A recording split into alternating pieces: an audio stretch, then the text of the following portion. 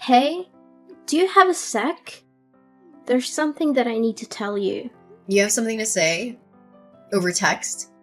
Why don't you just come here and say it to me in person? I mean, we share the same house after all. It's better to talk eye to eye, don't you think? Well, maybe you should reflect on why I don't want to talk to you in person.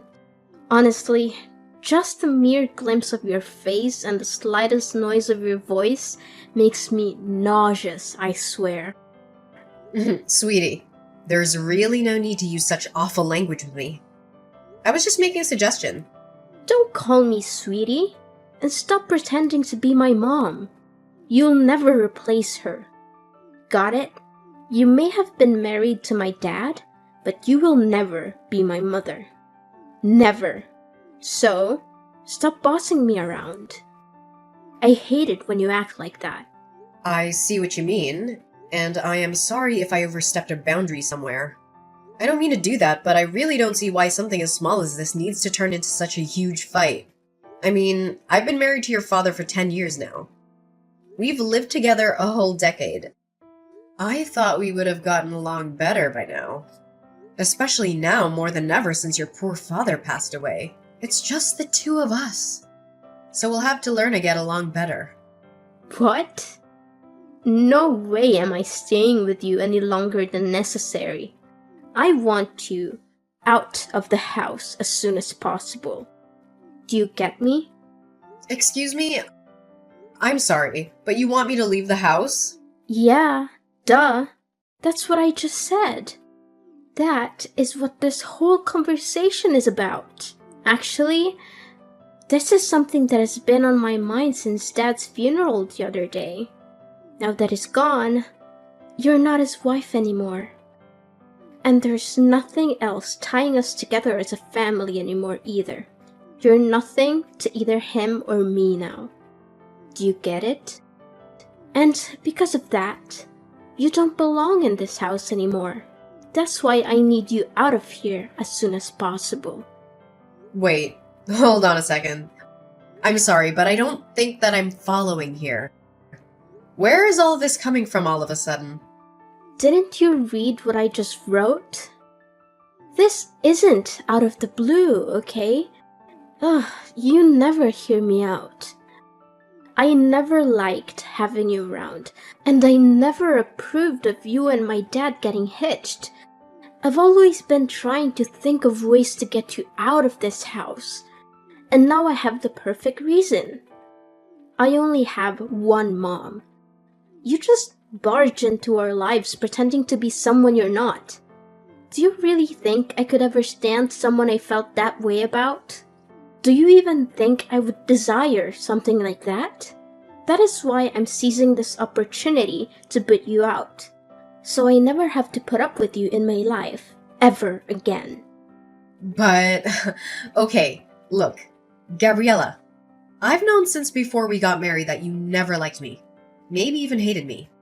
But I pretended not to see it, but to try and force me out of the home where I'd been living the past 10 years of my life so soon after the funeral. That's correct. And since Dad's gone, there's no one left to defend you.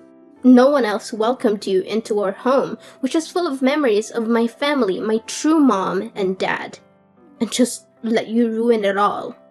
Besides, this house was my dad's, which means it's mine now, and I can do whatever I please with it. So, hurry up and leave already. But Gabriella, if I leave now, you'll be all by yourself in this big place. Have you ever lived on your own before? Do you even know how to take care of yourself? Of course I can look after myself. I'm going to be 18 soon, which would make me legally an adult. It's no big deal for me living alone. Do you think I'm too frail or dumb to be able to do it? Or are you just mocking me now? No, Gabriella, of course I'm not trying to belittle you in any way. I would never do that. I'm just concerned about you is all. Cleaning and cooking are one thing, but how will you get the money to pay for everything that comes with living alone? Shut up and get off my back. I thought I told you that you're not my mom and you shouldn't pretend to be. But you're going to be in college soon. I'm just wondering from where you're going to find the money you need to survive. I mean, even what you inherited from your dad won't last forever, you know. Well, who asked you to worry about me anyways, huh? I certainly don't remember ever asking for your input. As for money, I'll think of something and make my own way in life. I really don't think it'll be as simple to do as you think. How many times do I have to tell you, just mind your own business? This is why I hate talking to you. Just leave me alone already, okay? Why don't you go pack your stuff and leave like I told you? Well, I guess if that's really how you feel about everything, then I really have no choice but to go. But can you at least give me some more time to prepare my things? I understand that you want me out as soon as possible, but even so, it's not that simple. And I have lots of things I need to get done before I can make it happen. I haven't even gone through all your dad's things to sort through them. No, I won't be letting you do that. Who knows what you might try to steal if I let you go through all my dad's stuff? And besides, if I let you stay any longer, you'll just find some reason to extend your stay and so on, and nothing will change. Did you really think I'd let you get away with that? Now, I want you out of the house by the time we finish with the funeral process. I'm his daughter, which means that I get to choose who lives in his house after he's gone. And I've decided the one person the Collins house definitely doesn't need is you. So, if you really understand where I'm coming from, you'd just shut up, pack your things, and leave. I understand. I guess I just never realized how strongly you felt about living together with me. I'll leave the house. I promise. And I promise that I'll never come back once I'm gone. But I just want to let you know that things might get really tough for you once I'm gone. You're not going to regret this, are you? Me? Regret kicking you out? As if. It'll be more like a dream come true than anything. Hey, Gabriella. I just wanted to text you and let you know that I've finished moving all my stuff out of the house. I also wanted to take a moment to thank you for everything, even though we didn't always see eye to eye. And who gave you the green light to text me? Did I ever ask about your moving progress? Did I mention needing a report from you? Frankly, if you're not going to respect my wish to cut ties, I'll just go ahead and block you. No, you're right. I'm sorry for reaching out like this. You won't hear from me again after this, I promise. But there's one last thing about the house's rent. I know it's been a tough month, so you won't have to pay this time. However, starting next month, I'll need to collect rent from you. Rent? For what exactly? The house? What on earth are you talking about? Well, yes, I'm talking about the house, actually. Because we've been living together as a family this whole time, it wasn't necessary.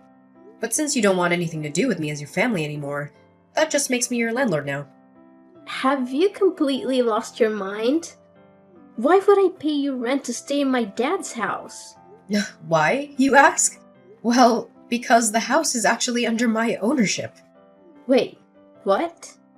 What are you talking about? I don't understand. What? Ugh, Gabriella, had you not heard about that? Yes, I hold the deed to the house where we all used to live. What? That's not true. You're just making this up. I've lived here even before you and my dad got married. This house belongs to my family. You don't have any ownership. Actually, yes. Your dad did possess the house's title, but I bought it from him around 6 or 7 years ago, I believe.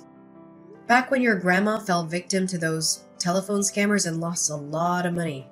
You might have been too young to recall, but it was a devastating situation. That's when I offered to help pay off all her debts. Your dad was incredibly grateful and gave me the house in return. And just where did you come into so much money, huh? I've never once seen you go to work in the whole time that I've known you. You're just a housewife. A housewife? Oh, Gabriella, that is just not true. I run my own company. Did you really not know about that at all? You do what? Since when? We manage everything online. All our staff work remotely, and we don't even maintain an office. We could all commute if we wanted to. I suppose it's hard to realize since I spend so much time at home. But a lot of that time, I'm essentially working as company president. I can't believe this. You keep lying to me. Gabriella, it's not a lie. I swear it. That's how I was able to help out your grandma after she was scammed. So you're telling me the truth? Absolutely. I wouldn't lie to you. Do you totally believe me when I say the house is mine? Anyway, the rent for next month is $2,000, okay? $2,000? There's no way I can afford to pay that. Well, you can't reside in a place without owning it and not expect to pay rent. Besides, I recall you mentioning something about becoming an independent adult who can fend for herself. Well, yeah, I said that, but I had no idea about all this until now. What did you think would happen? Were you planning to squeeze the money out of me whenever you needed it? Hoping I'd foot the bill while you flaunted your house? An independent adult would never do that, right? Of course, I wasn't planning on using you for money. It's just that $2,000 is a huge amount all at once. I understand, but in the end, I'm the property owner. So if you're pushing me away to live on your own, you'll have to pay the rent to your landlord, which is me. Hold on, can't we find a way to discuss this? How about a compromise? I won't charge you for rent for the first 3 months. But if you don't show any progress by then, I'll have to evict you anyway. I'm swamped right now, so let's continue this conversation later. I'll send you all the rental paperwork this week. Keep an eye on your mailbox. Take care. Wait, don't hang up. We're not done talking yet. Lainey, are you there? I have something I need to talk to you about. Oh, Gabriella. Sure, what can I do for you? Well, the thing is, I guess what I wanted to ask is, I'm just wondering if you've forgiven me yet. Forgiven you for what? What are you talking about?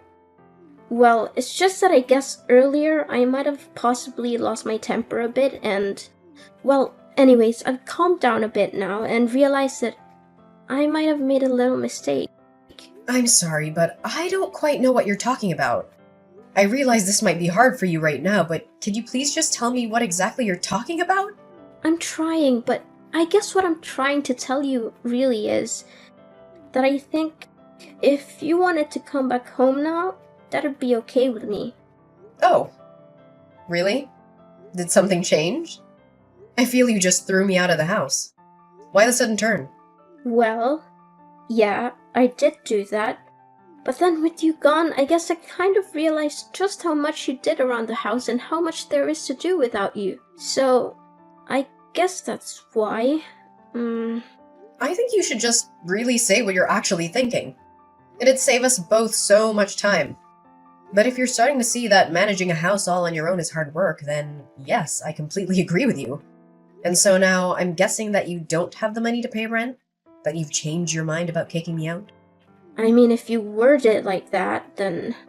You know, even if I decided to pass up on everything, that Grayson left me in the will and give it to you, I still don't think you'd have enough to be able to buy the house back for me anyways. And even if you used it to pay rent on this place, unless you found a job to help supplement that, you'd burn through your inheritance pretty quickly, I'd bet. And all of that is not even mentioning all the other expenses you'd be paying that weren't rent. Well, yeah, that's kind of what I'm figuring out. And on top of that, it's so hard to keep a place this big clean, and I hate having to cook for myself every day. Then I have my classes and homework to worry about. Plus I have to think of how I can afford the rent. It's just been making me feel ill both physically and mentally. But of course it is. I figure that living on your own might be especially hard for someone like you. I hope the cooking is going well because I don't remember you helping out in the kitchen once, ever. And yet for some reason you thought you were ready to maintain a whole house by yourself? You're right. And I guess I just never realized all the things that you actually did do for all of us when we lived together. That's why I want to really sincerely apologize for the bratty attitude that I treated you with the other day. I promise to never throw you out of the house again. You always pretended not to see how I really felt about you, but I don't want you to do that anymore. I promise that I'll do my best to see that we get along. So please come back. Yeah, I don't think so. But I just apologized. You hated me so much that you couldn't hold back from throwing me out of my own house just days after your dad's funeral. And now you only want me to come back because you're getting a taste of the real world. And you're realizing that it's not so easy on your own. I mean, have you put any thought into how you're going to go on like this? But I apologized. I thought about what I did and realized just how much trouble I caused you over the years. Please, I'm sorry. What else can I say? And I think that you're just saying that you're sorry. But the only real reason that you want me back is because you've realized how hard it is to do things on your own. So now you want the person that used to cook and clean for you to come back and do all of that once again. No, that's not true. I promise. I really do want to make up with you and try and be friends. Well, that's the thing, Gabriella. I don't. I mean, come to think of it, I don't really have a single happy memory of interacting with you. I've worked so hard for so many years to try and get you to notice and appreciate me. But all you've done for the past 10 years is either ignore me or hurl abuse at me. You've only ever used my presence in this house for your own convenience. Even if you didn't realize it until just now, I really don't think I owe you the forgiveness you're looking for. Please don't say that.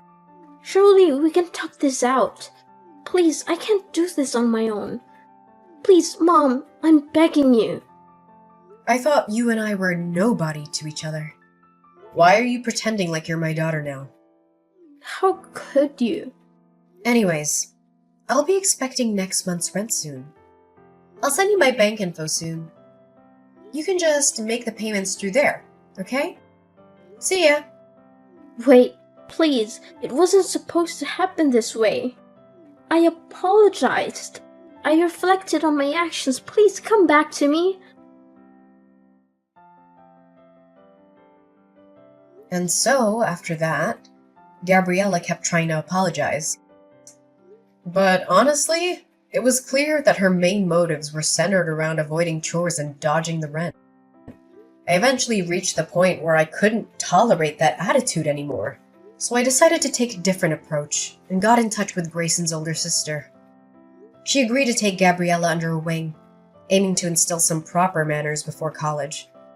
With her experiencing raising 5 kids, 2 boys and 3 girls, who've all turned into wonderful adults, I feel she was the best person to teach Gabriella a thing or two about housekeeping, budgeting, and general etiquette. Meanwhile, I've been taking care of our now empty old house. I'm keeping it well maintained, hoping that one day, Gabriella might actually mature into a self-sufficient adult. When that moment arrives, I plan to hand the house over to her. No strings attached. That will also be the day I gracefully step out of her life. Living with Gabriella again isn't something I'd want. But as the daughter of the man I loved, I genuinely wish for her to find her own path to happiness. So, that's the update for now. I appreciate you joining me on this journey. If you enjoyed this story, a thumbs up would be awesome. And hey, don't forget to hit that subscribe button so you can catch more content like this in the future. Thanks for tuning in!